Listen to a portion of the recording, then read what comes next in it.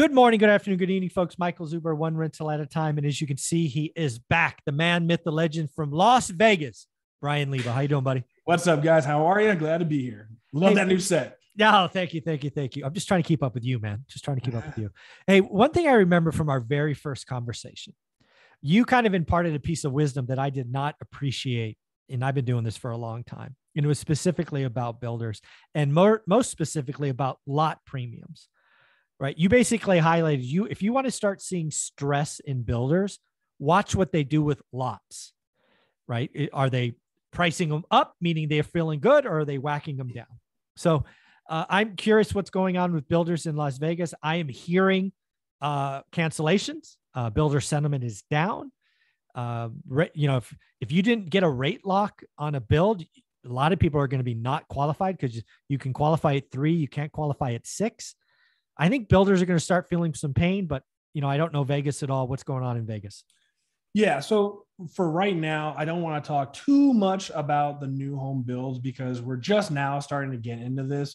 If we do this episode next month, then I'll have some time because we really want to watch things unfold. And right now is when it's beginning. Got it. And for the most part, in full disclosure, I have not been pressing new homes to my clients. In fact, I've been deterring my clients from new homes.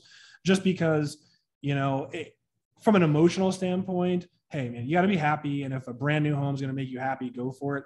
To me, it's been the riskiest price segment because these new builds have been grossly overpriced, in my opinion. Yep. And this is the moment where it becomes very, very important, and I've explained to my clients, a year ago, we knew prices were going to continue to go up and we could pretty much bet on 20%.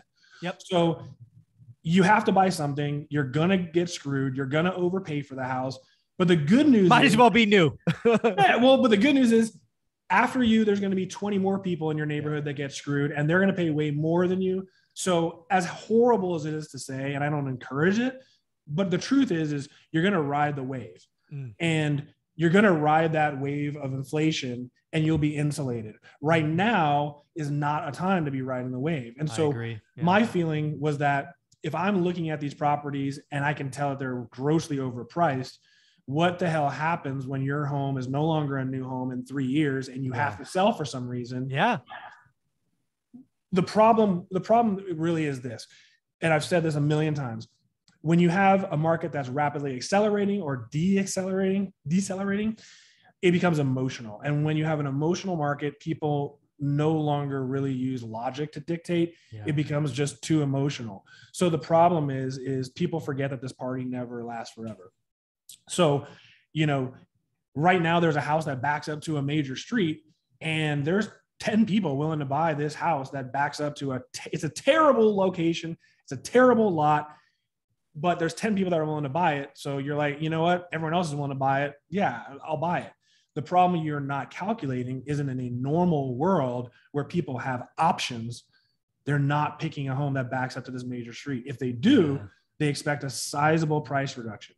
Yeah. So the problem is what you can get away with in one market doesn't dictate in a normal market. And so a lot of these new homes I've been very, very bearish about just because to me, it's a game of hot potato. It's a question of when you jump who gets off. got. Yeah, exactly. So, tell me about the price points of new builds. I mean, there's, if you hear people talk, we've got to build more affordable housing. I don't know Vegas at all, but I'm guessing there's not a lot of quote unquote affordable housing being built. I'm guessing the most profit is like most location. It's kind of that, I don't know, move up market, second home market, almost luxury stuff. I mean, what's being built in Vegas? So it's really great that you actually bring that one up because I actually hadn't really even thought about it to this very moment. But, history repeats itself. If I have to guess, these affordable homes that we're attempting to build right now, that's going to get hammered. So, and here's why, and I'll bring the past to bring the future. And part of the reason is I just noticed the other day for the first time in, I don't even remember, a brand new build had a price reduction on the MLS. Oh, I can't tell you the last time I saw that. It's definitely beyond 3-4 years ago, beyond. Yeah. Oh, for sure. So look, in the past, here's what happened. during the boom in Las Vegas and in the country, right? We were the epicenter along with Miami and Phoenix. The same problem we have right now is the same problem that we had 15 years ago. And when prices went through the roof, affordability became an issue, right? How do we build any affordable homes? Everyone's priced out. Well, the problem is to build affordable, you really have two options. You either build out or you build up. And out meaning you got to build homes on the outskirts of town on cheap land because the land is cheap. Everything else is going to be the same fixed cost, but at least you're paying less for the land. There's an opportunity cost for buyers, cheaper home, not much infrastructure, you're farther out. That's been historically how Vegas has grown, is like rings on a tree. The other option, which never existed until 2000, I would say 2006, 2007, was that we started building, in my opinion, inferior product. So in Vegas, your normal starter home is going to be, let's say 1,500 square feet, 2 stories on a 3,500 to 4,000 square foot lot. Okay. On a 2-story home, that provides you with a decent driveway, and it provides you, with a backyard of about 20 feet deep. It's a perfectly adequate product. Yeah. First time home. Yep. Perfectly adequate, great for investors, great for first-time home buyers. That's been the Vegas MO. KB just made their entire living in this market building those types of products. Okay. Well, the problem is you're using up 3,500 to 4,000 square feet of land to build this home. Now, what if you build a 3-story home? Well, now you can make it a 2,500 square foot home by going 3 stories. Now you can go ahead and reduce the footprint, reduce the size of the roof, which brings down those costs. And you can build it on a 2,500 square foot lot and have a little something in the backyard. Oh my goodness. So what happened during 2006 and 2007 is that we started seeing the proliferation of builders building 3-story homes because they could get more lots onto their plot. Yeah. And they could go ahead and, because of the square footage being sizable, they could charge more money.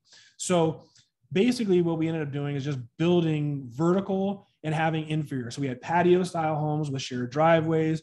We had homes with tiny abbreviated driveways and tiny backyards or a miniature courtyard, but it was able to bring the price point somewhat reasonably down. Now, what ended up happening was when the market crashed and homes became wildly available and prices were plummeting. Well, who the hell wants that crappy house when there's a million other homes available? So interesting. Those homes became much less valuable, especially they were building homes that were like 12 to 1,400 square feet, 2 stories with like 1-car garages. And those just absolutely tanked. Yeah. A 1-car garage in a single family home, not a good look. Not a good look, no. So right now, especially like in where I'm at in Summerlin, it's the nicest part of Las Vegas. We're building a ton of vertical properties, 0 lot lines, 3 stories, just smashing them together. We have an entire village that is consolidated, if you will, here. Wow. Now, the problem that you run into is that made a ton of sense because you could maybe hit that price point at $500,000 and get people into the area that they want to be in just with an inferior product, if you will. Well, the problem is once that market starts changing, it's a crappy product. Yeah. And when you got options, And part of it is this: a lot of these new homes, you have people that are out of state, and then you have people that are in state, and it doesn't make a difference. The problem is if you're a buyer and you head out there and you've been rejected on 10 offers, 10, at a certain point, you either drop your pants and go, hey, I'll waive the appraisal, I'll go 50,000 over, and just do literally anything it takes to get yourself into a home, or you just shuffle your ass into a brand new home subdivision and go, hey, at least they're willing to take my money. And you delude yourself into going, well, it's 2/3 of the size of the home that I was looking at, but it's brand new. I get to pick out everything. Yeah. And you talk yourself into why this is a good idea. And again, at least you can lock in the price and you're secure. Well, the problem is as the market starts to loosen up, why would you buy that inferior product when there's a few homes stacking up over there?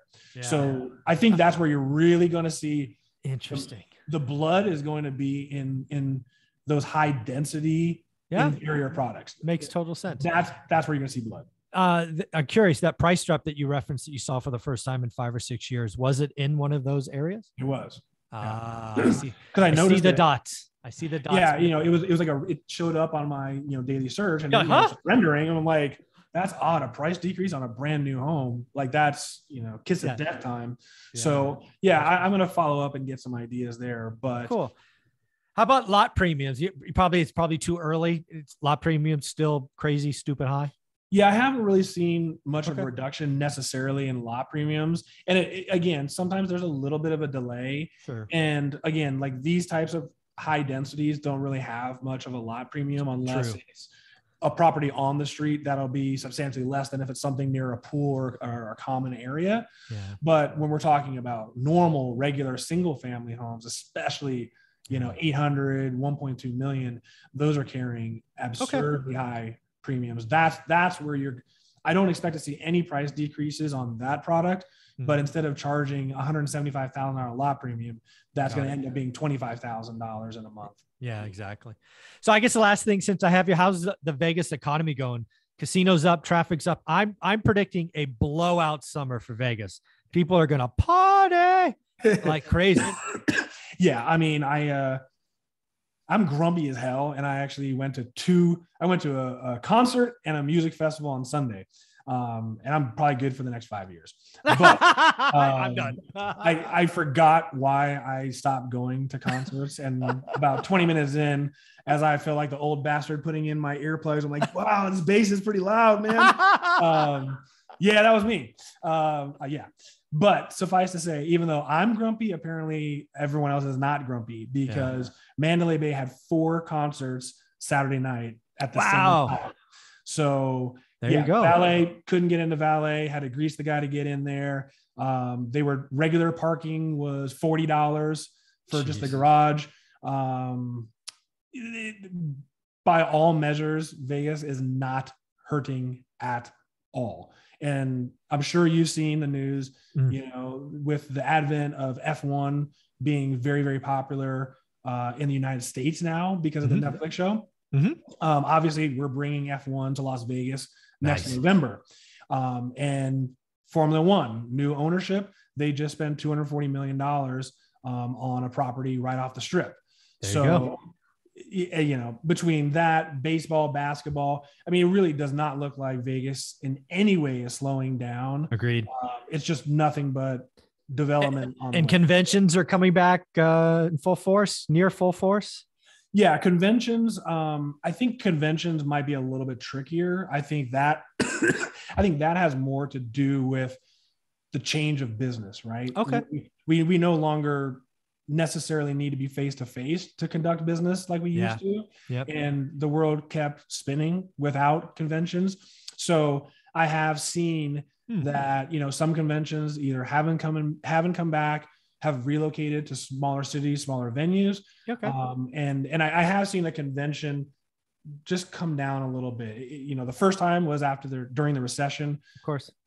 Personally, nothing has come back since the recession. The conventions that I used to go to, large scale conventions like CES and the SEMA show, it's never come back to the pre-recession. And again, I just think that part of business has just changed, and businesses just found that it wasn't a good use of money in some ways. But in general, Vegas is killing it. Yeah, I think so. I don't really see much of a slowdown happening on that front. Very cool. If you're looking to buy in Vegas, I suggest working with an agent who's been there a long time, putting out great data. How do you want them to reach out? The easiest way, man, just text me, call me, text me. 702-257-LEBO. 257-LEBO. Hit me up on the website, lebogroup.com, brian@lebogroup.com, or just check out my YouTube videos, learn about the market, see if I'm the kind of guy that you want to work with. But you can find me on YouTube, the Lebo Group, and check it out for a couple months, learn a little bit. Yeah, Very cool, man. Well, I appreciate it. Thank you for bringing us Vegas information. I look forward to talking about builders maybe in a couple of months, because I think there might be some cracks. Let me get some research on that end for you. Let me get some hard numbers if I can.